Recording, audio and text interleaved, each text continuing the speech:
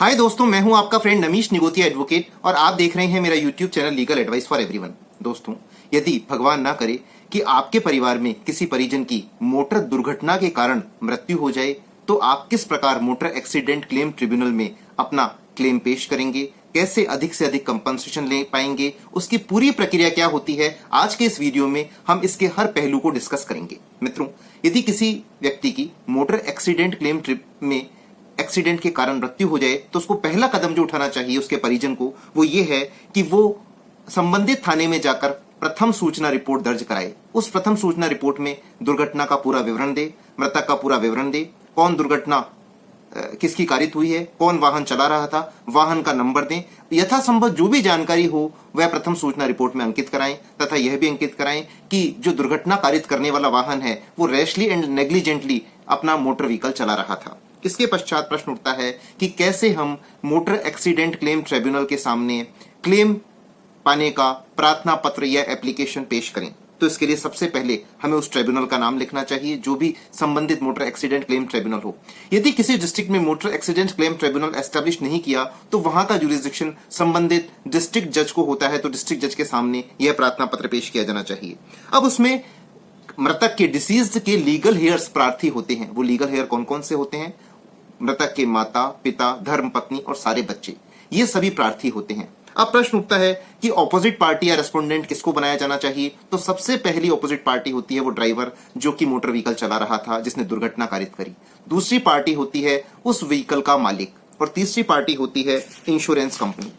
अब प्रश्न उठता है कि यदि व्हीकल इंश्योर्ड नहीं है तो क्या करें और ड्राइवर और ओनर का नाम पता कैसे मालूम होगा। तो जो पुलिस एफआईआर के बाद इन्वेस्टिगेशन करती है और कोर्ट में चार्जशीट पेश करती है उसमें वो सभी तथ्यों का विवरण देती है, व्हीकल नंबर, कौन चला रहा था, उसका मालिक कौन था, व्हीकल इंश्योर्ड है या नहीं है, उसकी इंश्योरेंस कंपनी कौन सी है। तो इस कारण से हमें अपने क्लेम के साथ चार्जशीट भी फाइल करनी पड़ती है। इसके बाद हम उसका टाइटल लिखें, केस नंबर लिखें, हेडिंग एप्लीकेशन लिखें कि मोटर एक्सीडेंट क्लेम प्रार्थना पत्र अंतर्गत section 166 of the motor vehicle act. इसके बाद हम लिखें कब एक्सीडेंट कारित हुआ, मृतक का एप्लीकेंट से क्या संबंध था, जैसे कि वो उनका बेटा था, हस्बैंड था, एफआईआर कब दर्ज कराई गई। इसके बाद हम लिखें कि डिसीज या मृतक की एज क्या है। इसके बाद हम लिखें कि डिसीज या मृतक क्या कार्य करता था। यदि वो बिजनेस करता था तो उसके इनकम टैक्स रिटर्न हम पेश करें, यदि वो सर्विस में था तो उसकी सैलरी स्लिप पेश करें, संबंधित विभाग से आय का प्रमाण पत्र प्राप्त करके वो हमें पेश करना चाहिए। इसके बाद हम लिखें कि उसकी वर्तमान में आय क्या थी और वह भविष्य में कितना कमा सकता था और हम रिलीफ में क्या क्या मांगे। तो सबसे पहले हम रिलीफ में मांगे कि उसकी वर्तमान में वह प्रति माह इतने रुपए कमा रहा था और इतने रुपए जीवन काल में वो कमा सकता था। इसके बाद वह उत्तरोत्तर वृद्धि करके उसकी इनकम में जो फ्यूचर प्रोस्पेक्ट्स है उसके बारे में विवरण करें कि वह भविष्य में, चूंकि वो एक कुशल व्यक्ति था तो उसकी आय में उत्तरोत्तर वृद्धि होगी। इसके बाद हम ये विवरण करें कि वो यदि डिसीज या मृतक होने से पहले उसका हॉस्पिटलाइजेशन हुआ हो, उसका funeral expenses, loss of natural love and affection, consortium amount, ये सारे अमाउंट हम लिखें। अब इसके पश्चात हमें क्या क्या डॉक्यूमेंट इस क्लेम एप्लीकेशन के साथ पेश करने चाहिए। तो डॉक्यूमेंट्स में वो प्रथम सूचना रिपोर्ट की प्रमाणित प्रतिलिपि, जो चार्जशीट पुलिस ने पेश करी है उसकी प्रमाणित प्रतिलिपि, डेथ सर्टिफिकेट पेश किया जाना चाहिए, मृतक की इनकम टैक्स रिटर्न पेश की जानी चाहिए, यदि वो नौकरी में है तो सैलरी स्लिप और आय का प्रमाण पत्र पेश किया जाना चाहिए, एज प्रूफ पेश की जानी चाहिए, उसमें स्कूल का सर्टिफिकेट हो सकता है, 10वीं की अंक तालिका हो सकती है या अन्य एज प्रूफ के डॉक्यूमेंट हो सकते हैं। इसके बाद सबसे महत्वपूर्ण है ऑरल एविडेंस। तो ऑरल एविडेंस में एप्लीकेंट को कोर्ट में जाकर के पूरी ऑरल एविडेंस या अपनी गवाही देनी चाहिए। यदि वह किसी प्राइवेट कंपनी में था तो कोशिश करें कि उनके एम्प्लॉयर या नियोक्ता जो हों उनकी गवाही दिलवाएं ताकि वो उसकी इनकम से संबंधित प्रमाण को न्यायालय में प्रमाणित कर सकें। इसके बाद आता है कि एप्लीकेशन का पीरियड ऑफ लिमिटेशन क्या है या कितने समय में दुर्घटना कारित होने के पश्चात यह प्रार्थना पत्र पेश किया जाना चाहिए।